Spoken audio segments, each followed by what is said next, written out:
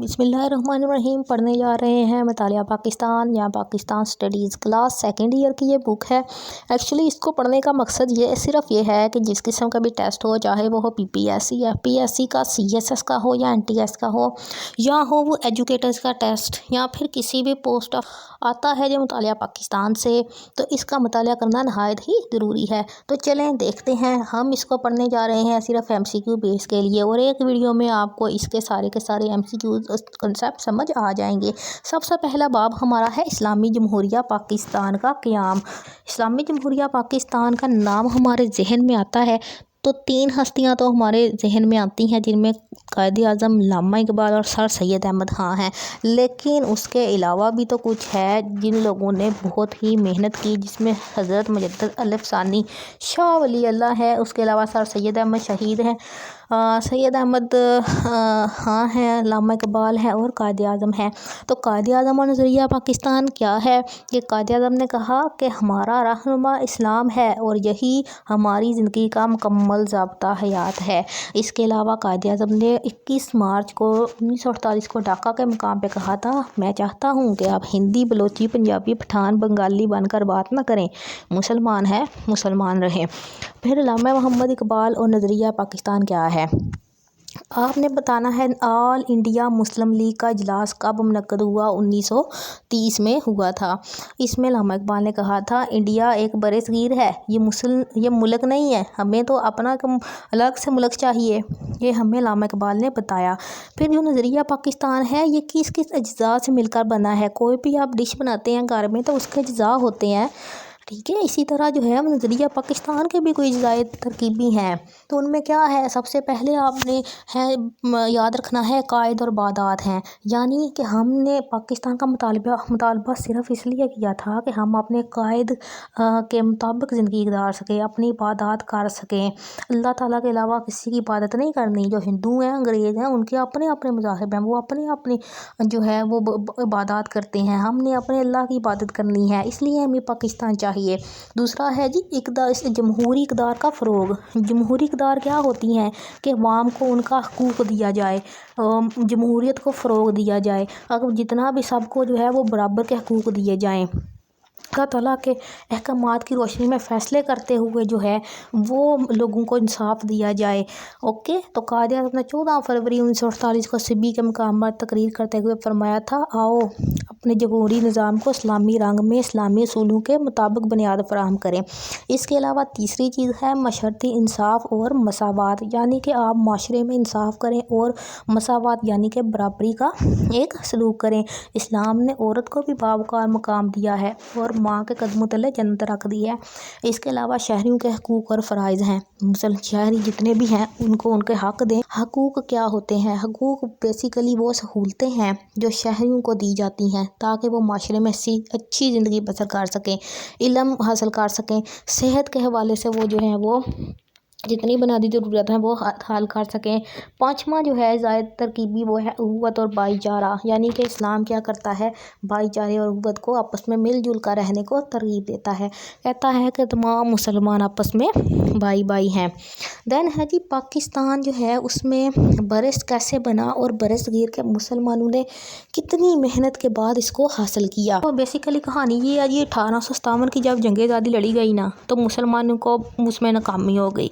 अब जब मुसलमान हो गए नाकाम, हिंदू और अंग्रेज़ों ने इनको टका के जो है ना वो मारा, कत्ल किए, इनके हर चीज़ें इनसे जायदादें छीन ली। फिर क्या हुआ? 19वीं सदी में आ गए, ये 18वीं सदी है ना, 1857 में 19वीं सदी में आ गए हमारे लिए सर सैयद अहमद ख़ान।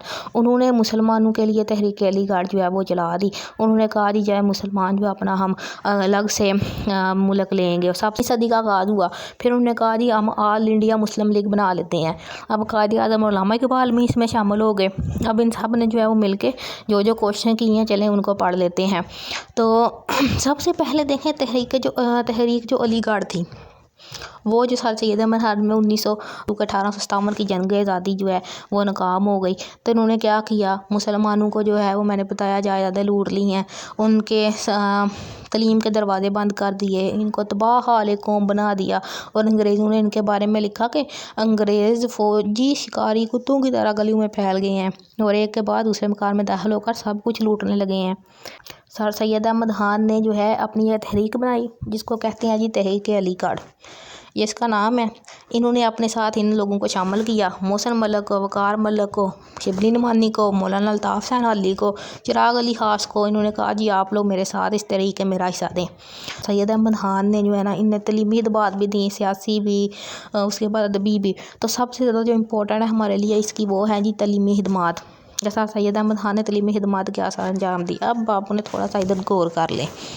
سب سے پہلے آپ نے یہ سن یاد رکھنے ہیں جو بھی ہم بولنے لگے ہیں، یہ سال یاد رکھنے ہیں۔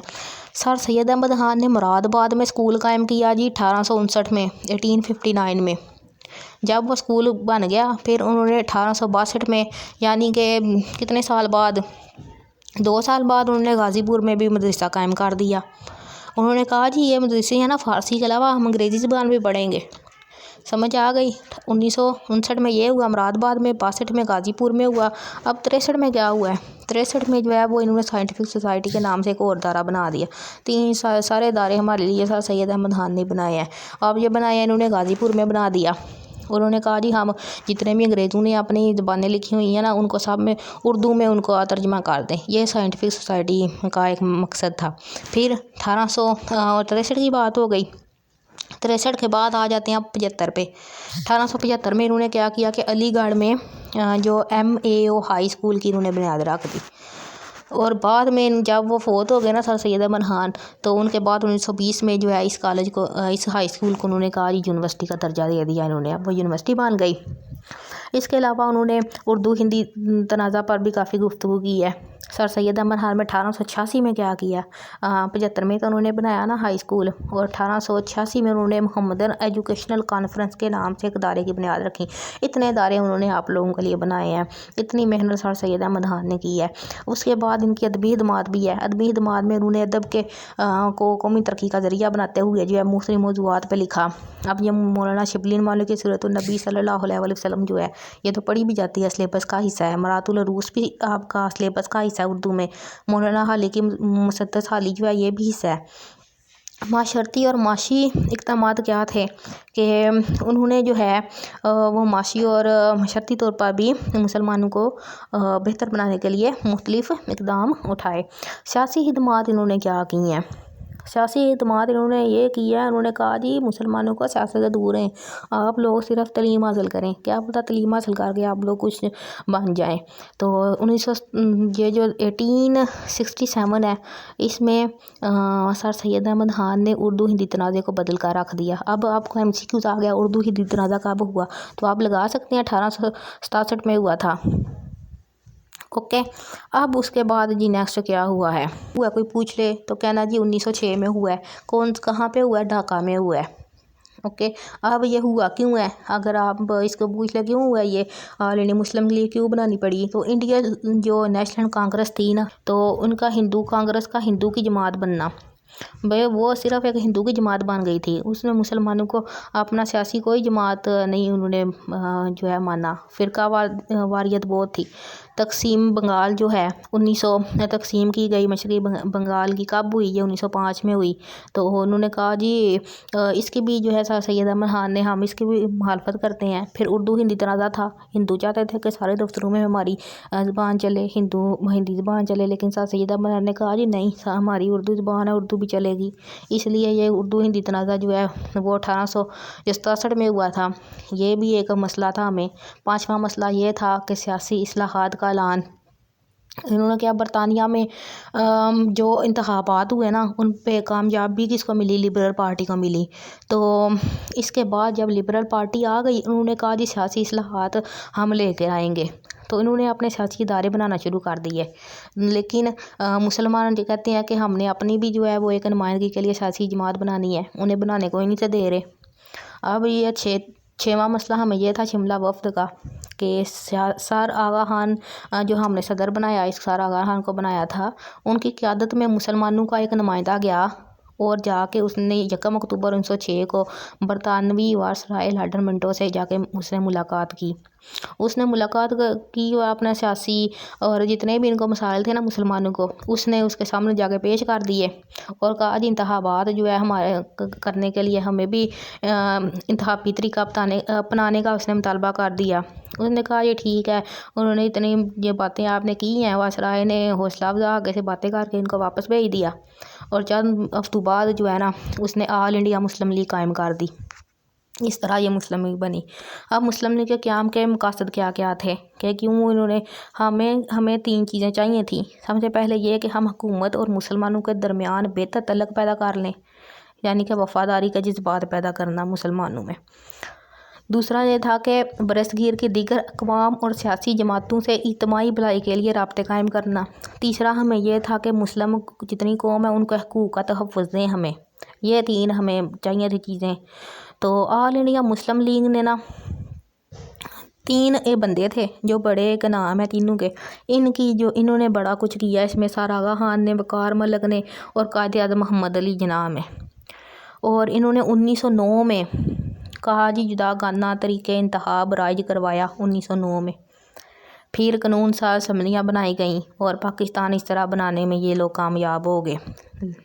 پھر ہے طریقے خلافت، 1914 میں آ جائیں۔ 1909 میں ہوا نا جدا گانا طریقے انتخاب رائج کروایا گیا۔ 1914 میں کیا ہوا کہ جنگ لگ گئی۔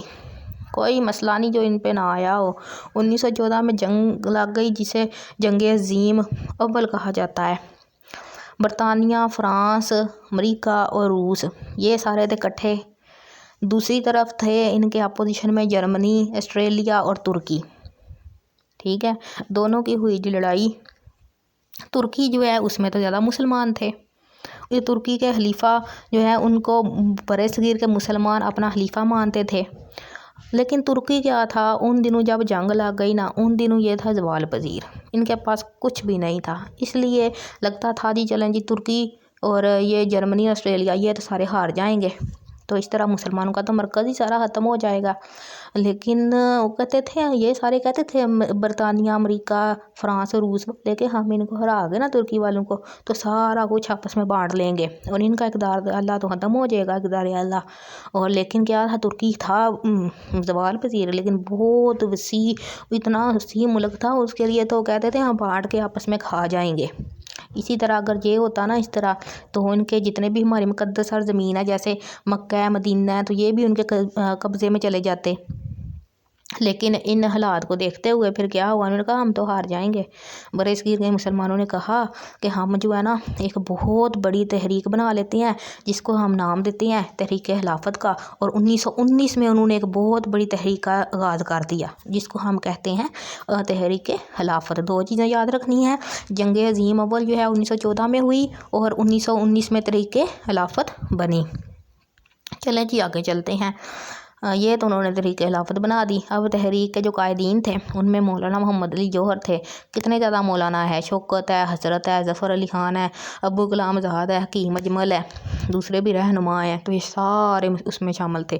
اب انہوں نے کہا جی ہماری تحریک، ہم نے تحریک خلافت بنائی کیوں ہے، اس کے کچھ مقاصد تھے۔ مقاصد ہمارے 3-4 تھے، وہ یہ تھے کہ ترکی جو ہے وہ ایک، اس کو ہم نے مملکت اپنی ایک الگ سے بصیت ایک ملک قائم رکھنا ہے، جس اس کے ٹکڑے نہیں ہم نے کرنے دینے آپ لوگوں کو۔ دوسرا یہ ہے کہ خلیفہ جو ہے ہمارا موجود رہے گا اور ترکی میں خلافت کا دائرہ اپنی حیثیت برقرار رکھے گا۔ تیسرا یہ ہے کہ ہمارے جتنے بھی مقدس مقامات ہیں نا ان پہ کوئی آنچ نہ آئے جو آپ لوگ جنگ ہمارے ساتھ کر رہے ہیں۔ پھر تحریک کی کوئی سرگرمیاں تھی، انہوں نے کیا کیا کہ جلوس نکالے، ادھر گئے ادھر گئے، ٹھیک ہے، نعرے لگاتے رہے۔ بہت نعرہ ایک مقبول ہوا تھا ان دنوں میں، وہ نعرہ ہے کہتی ہے اماں محمد علی کی جان بیٹا اپنی خلافت پہ دے دو۔ اوکے، یہ ان کا ایک نعرہ تھا۔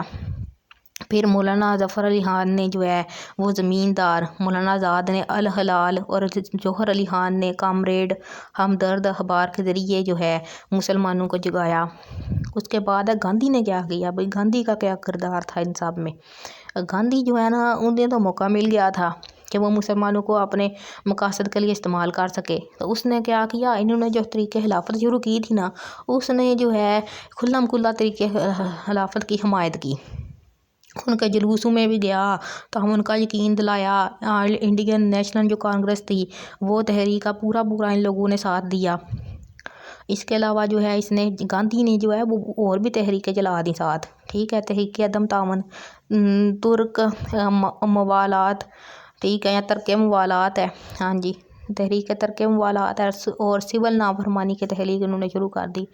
और इन्होंने मुसलमानों को मशवरा दिया गांधी साहब ने कि हुकूमत की तरफ से दिए गए इल्काबात वापस कर दें, हुकूमत ने आपको जो दिए हैं। दूसरा इसने कहा कि सरकारी मुलाजमतों से इस्तीफे दे दें।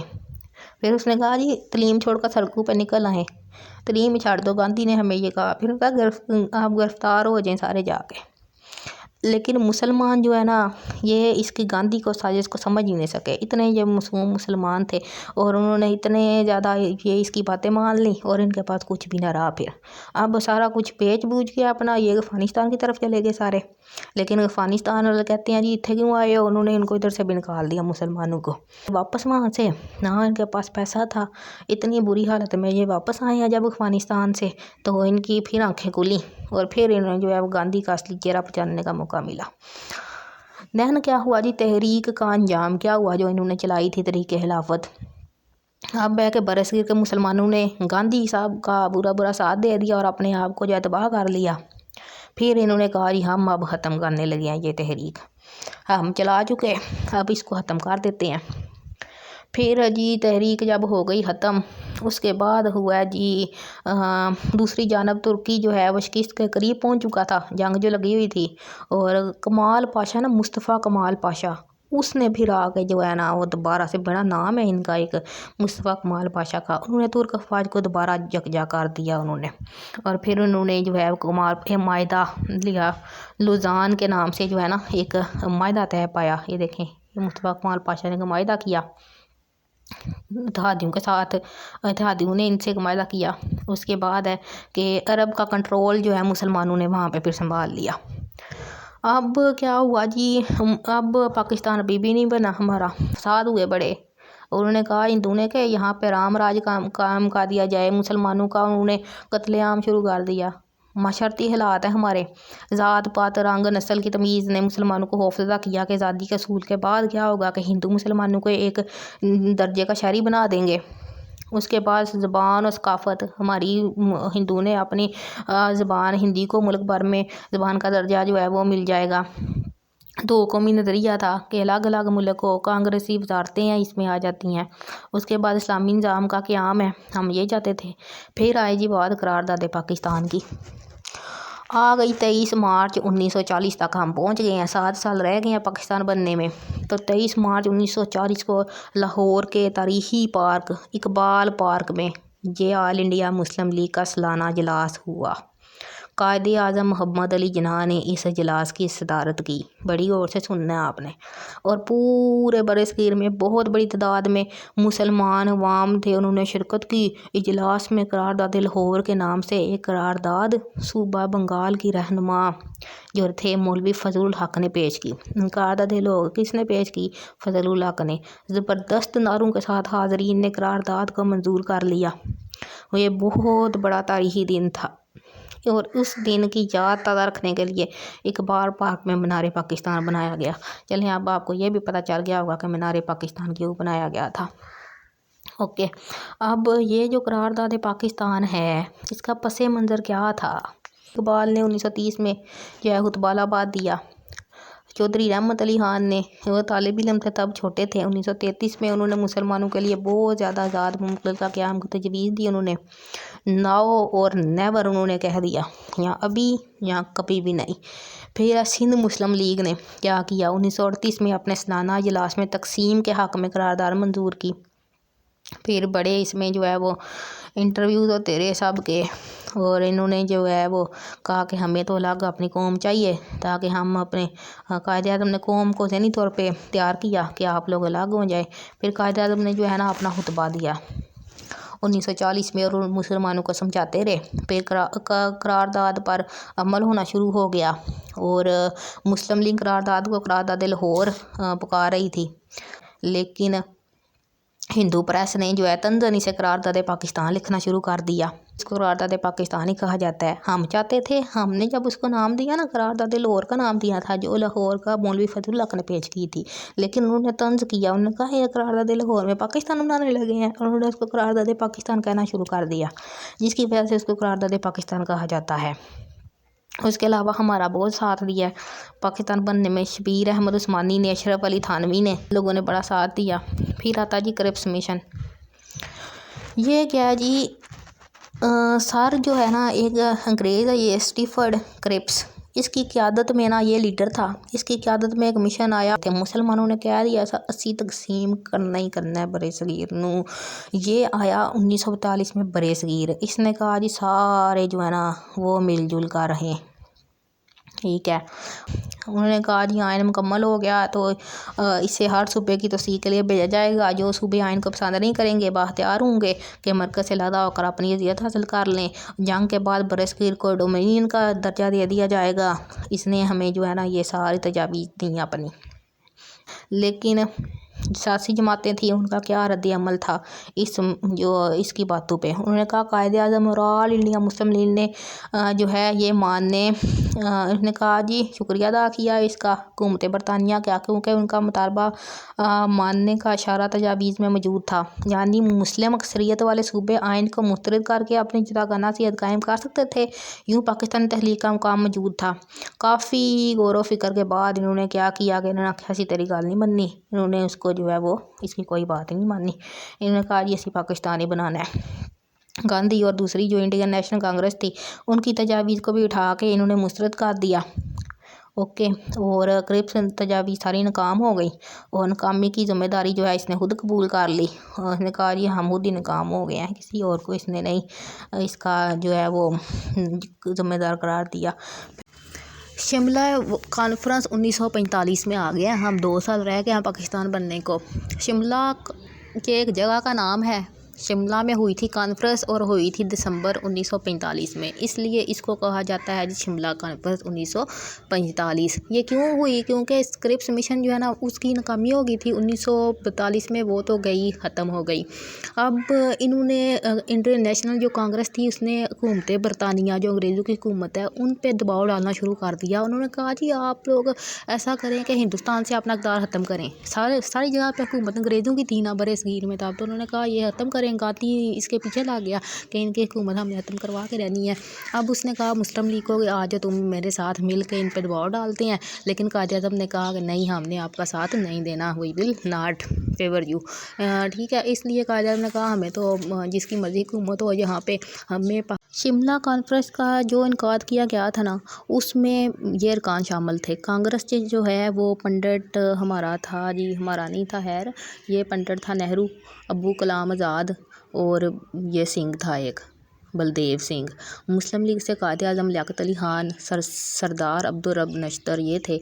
तमाम सूबों के वज़राए आला थे इसमें, ठीक है, और दीगर पार्टियों के नुमाइंदे थे। ये सारे जो है ना इनकी ये इसमें शामिल थे। बेसिकली शिमला कॉन्फ्रेंस हो गई फिर नाकाम। अब ये नाकाम क्यों हुई? क्योंकि कायद आज़म की वजह से हुई। ये वो लोग कहते हैं कि भाई कायद आज़म ने शिमला कॉन्फ्रेंस की नाकामी की कायद आज़म की वजह से हुई है। अब वो ऐसा क्यों कहते हैं? क्योंकि उन्होंने कहा था जी इसके अंदर क्या होगा, हुकूमत सारी जब होगी ना तो 5 वज़रा मुसलमानों के होंगे और 6 जो होंगे हिंदू के होंगे, लेकिन 5 जो मुसलमान अपने नामजद करेंगे ना वज़रा, उनमें से एक जो है ना वो कांग्रेस की मर्ज़ी का होगा और वो होगा अब्दुल कलाम आज़ाद। और देखिए जो कलाम आज़ाद हैं वो तो कांग्रेस के थे ना, वो तो मुस्लिम लीग के थे ही नहीं। कायद आज़म ने कहा जी नहीं, अगर 5 वज़रा आपने दिए हैं हमें सिलेक्ट करने के लिए तो हम अपनी मर्ज़ी से करेंगे, हम तो अब्दुल कलाम आज़ाद को नहीं करेंगे। अब इस बात की वजह से शिमला कॉन्फ्रेंस जो है वो सारी की सारी नाकाम हो गई। अब उन्होंने कहा जी ये कायद आज़म की वजह से नाकाम हुई है सारी। ये देखें इन्होंने यहाँ पर लिखा हुआ है, कायद आज़म ने कहा आप आम इंतखाबात करवा 45 और 46 के। फिर हुआ जी इंतखाबात हुए दिसंबर 1945 के अंदर, और ये फ़ैसला हुआ जनवरी 1946 में सूबाई असम्बलियों के हुए थे और दिसंबर 1945 में मरकज़ी असम्बली के हुए थे। ये बात आपने याद रखनी है। अब जब हुए ना ये इंतखाबात तो इनके अंदर हुआ जी जो मिली कामयाबी वो किस को मिली? वो मिली मुस्लिम लीग को, सारे 100% कामयाबी इन्हें मिल गई। अब जब इन्हें मिली है यहाँ पे फिर हुआ जी 30 मखसूस मुस्लिम नशिस्तों पे थे मुस्लिम लीग के लोग खड़े थे, और ये मिसाली फ़तह थी, ये वो जादू था जो सर चढ़ कर बोला। कितनी अच्छी लाइन लिखी हुई है। और ये इंतखाबी नताज में जब ये जीत गए तो इस तरह पाकिस्तान की बुनियाद इन्होंने मजबूत कर दी थी। फिर काबीना मिशन प्लान 1946। अब इंतखाबात तो हो गए मुकम्मल, बरतानिया में लिबरल पार्टी आ गई, तो वज़ीर आज़म ने कहा कि एक खसूसी मिशन भेजने का फ़ैसला किया ताकि बरसगीर में अब जितने मसाइल रह गए हैं उन पे हम डिस्कस कर लें। अब वहाँ पे 3 वज़रा उसमें शामिल थे, स्टीफर्ड क्रिप्स था, E.V. अलेक्जेंडर था और सर पैथिक लॉरेंस था। ये तीनों आए बरसगीर, आकर इन्होंने सबसे सियासी रहनुमाओं से मुज़ाकरात किए आके। इसमें मुज़ाकरात में काफ़ी तनाव रहा, क्योंकि कायद-ए-आज़म जो है उन्होंने कहा कि मुस्लिम लीग मुसलमानों के हकूक़ के तहफ़्फ़ुज़ के लिए कोशां है, तो ये को 2 कौमी नज़रिया इन्होंने वहाँ उसके सामने पेश किया। जो काबीना मिशन प्लान था ना, उसकी तजावीज़ में कुछ चीज़ें शामिल थी।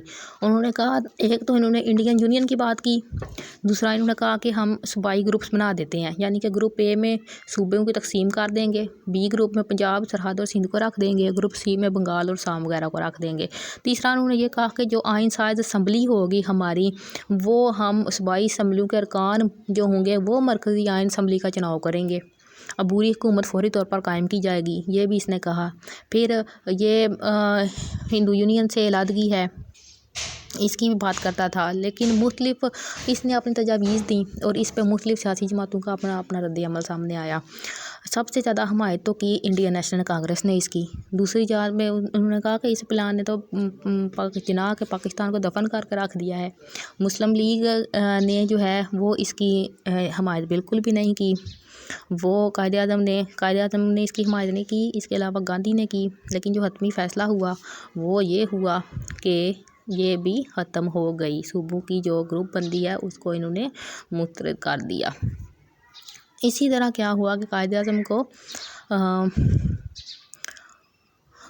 ने क्या किया, कायद-ए-आज़म हुकूमत अपने वादे से मुकर गई और कांग्रेस के बगैर अबूरी हुकूमत की कीमत जमा हुई। सूबाई ग्रुप से तो ये काम रोक दिया, हुकूमत ने काम शुरू से इंसाफ किया।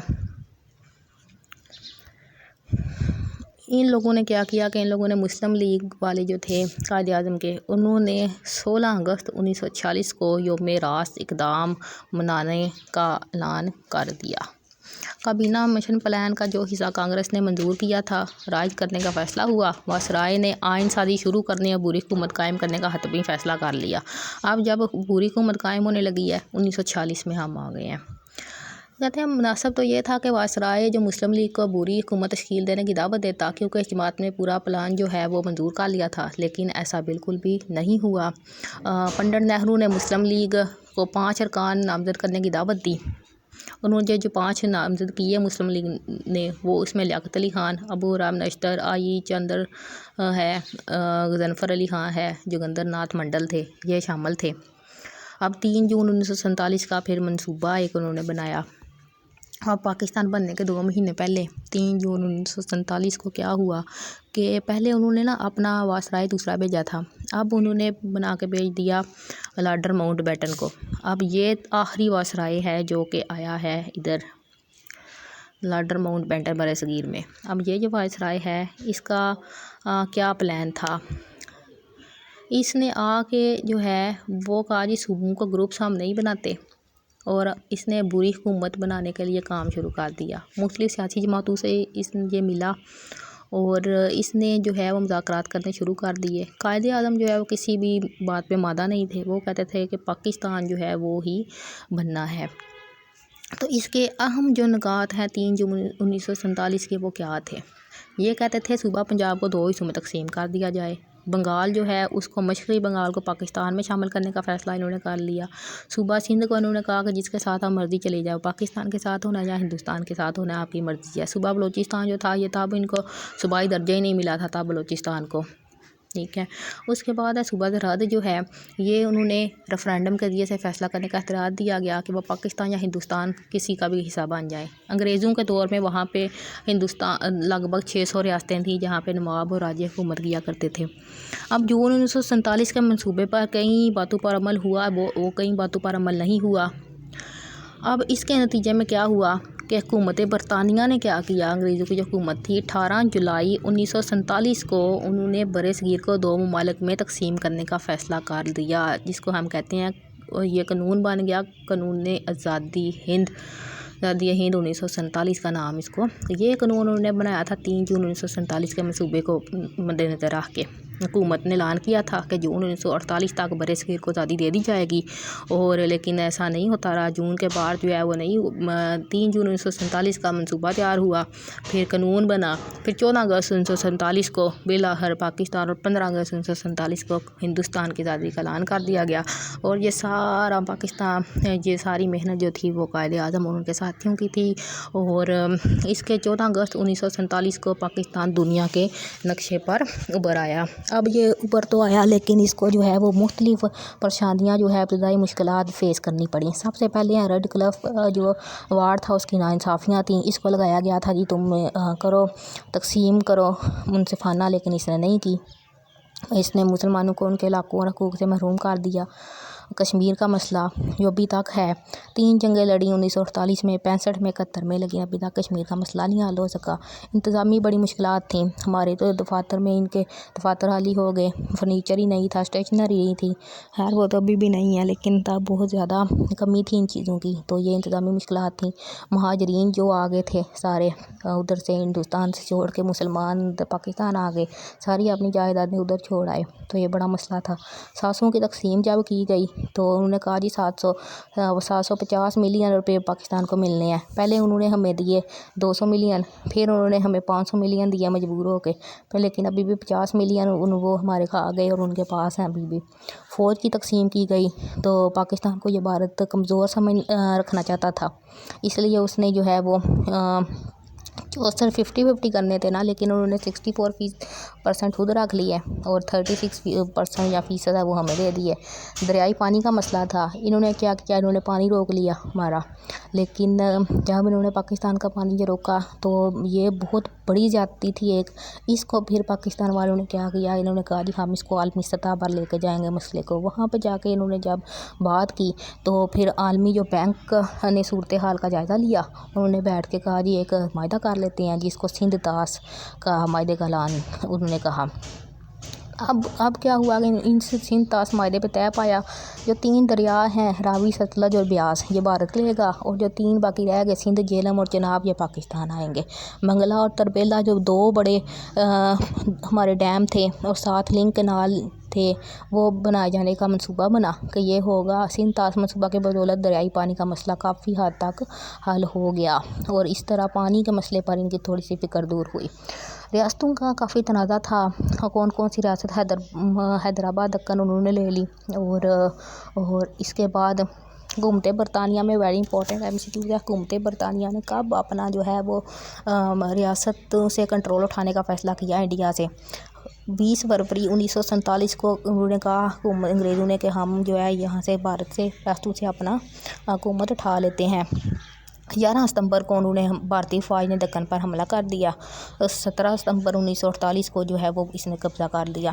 جوناگڑھ ایک ہماری تھی، جوناگڑھ کا نواب تھا مسلمان، لیکن وہاں پہ زیادہ مسلمان نہیں تھے، غیر مسلم آبادی تھی، کراچی سے 400 کلومیٹر یہ دور تھی، اور یہ بھی جو ہے ہندوستان کے پاس چلی گئی۔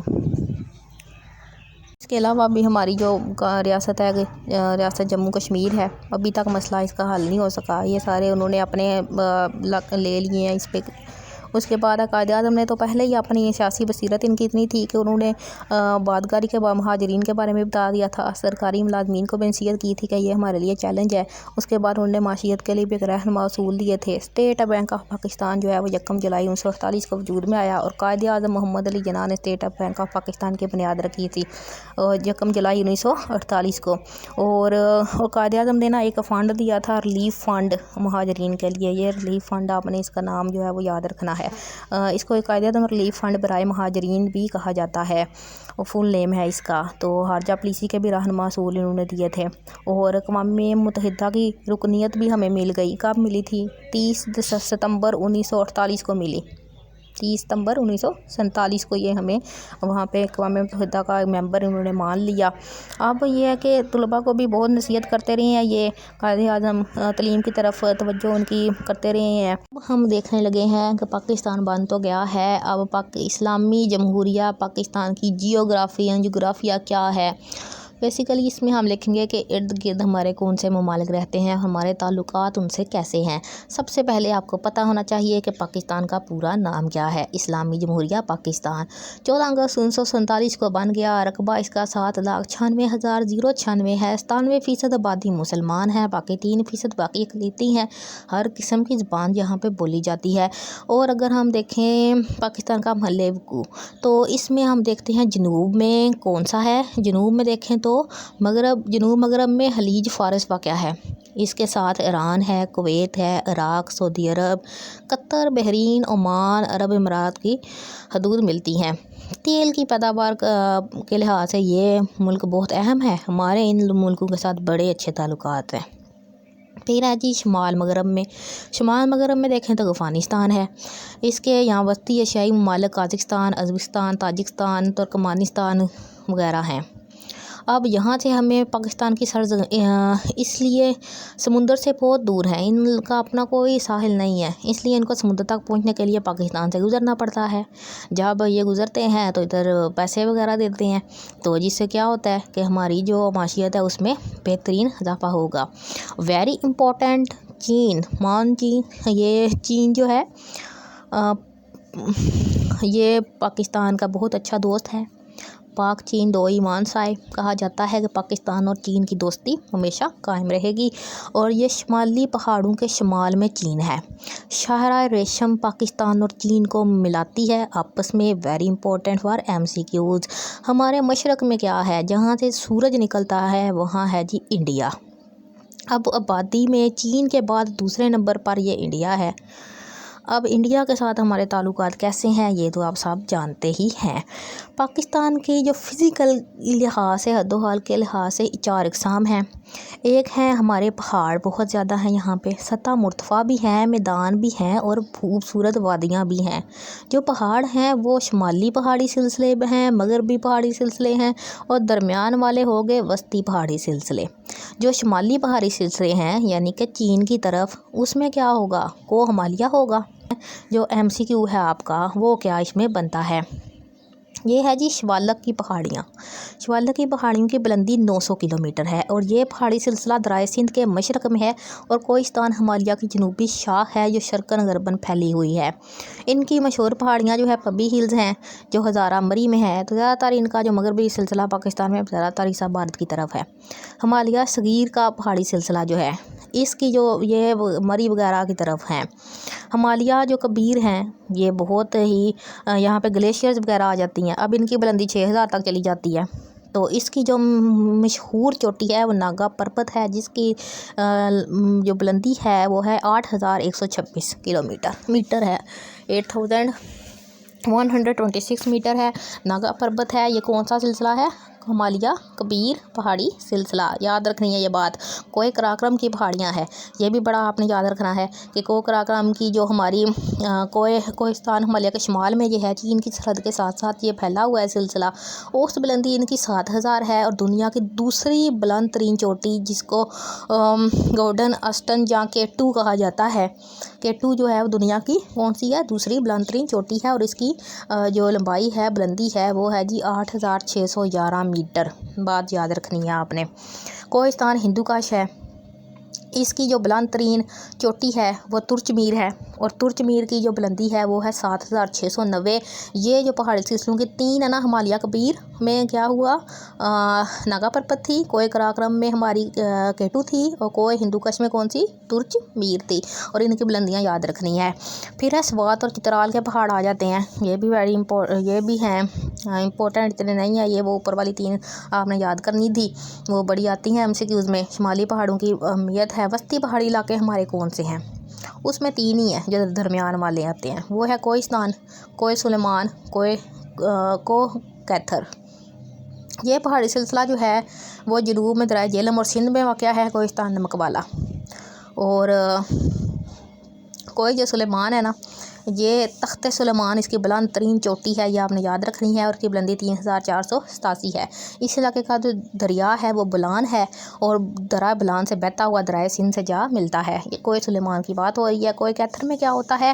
یہ مغرب کی طرف ہے، اور یہ پہاڑ پاکستان کے مغرب میں کوہ کیتھر پہاڑی سلسلہ پھیلا ہوا ہے، اور پاکستان میں اگر ہم دیکھیں تو یہ جنوب میں واقع ہے۔ مغربی پہاڑی سلسلے، اب مغرب مشرق والے بھی ہو گئے، درمیان والے بھی ہو گئے، مغرب میں کیا ہے بھائی؟ مغرب میں کون سی پہاڑیاں ہیں؟ اور یہ ہے کوہ سفید کا پہاڑی سلسلہ، اور یہ بیسیکلی اوسط بلندی اس کی آ جاتی ہے 3600 ہے۔ اس میں درہ خیبر واقع ہے، ویری امپورٹنٹ فار MCQ۔ درہ خیبر کیا کرتا ہے؟ پاکستان اور پشاور کو، افغانستان کو پشاور کابل روڈ سے ملاتا ہے۔ اس پہاڑی سلسلے کی بلندی چوٹی جو ہے وہ سکارام ہے، اور سکرام ہے، جو تقریباً 4761 میٹر بلند ہے۔ دین ہے کہ وزیرستان کی پہاڑیاں، اس میں جو ہے درہ ٹوچی اور درہ گوم پہاڑی سلسلہ ہے، چاگی کی پہاڑیاں ہیں، اور very important for MCQ، Pakistan کے مغرب میں افغان سرحد کے ساتھ چاگی کی پہاڑیاں ہیں، یہ لائن یاد رکھیں۔ اور پاکستان نے ان پہاڑیوں پر 28 مئی 1998 میں ایٹمی دھماکے بھی کیے تھے۔ پھر ہے جی راسکو کی پہاڑیاں، یہ جو ہے وہ چاگی کی پہاڑیوں کے جنوب میں واقع ہیں۔ جو میں نے یاد رکھنے کا بولا ہے، K2، ناگا پربت، کوہ کیتھر، درائے گومل، بولان پہاڑیوں پہ ایٹمی بم کو یاد رکھنا ہے۔ پھر ہے جی سطح مرتفع، سطح مرتفع دو ہیں ہماری، پٹوار اور بلوچستان، یاد رکھیں، بس اتنا ہی کافی ہے۔ اوکے، اور میدان ہمارے جو ہے نا 4 قسم کے ہیں۔ ایک ہمارا درائے سندھ کا بلائی میدان ہے، پھر اس کا زیریں میدان ہے، پھر ساحلی میدان ہے، اور تیسرا ہمارے پاس اس آتا ہے ریگستانی یا صحرائی، اس کو میدان کہتے ہیں۔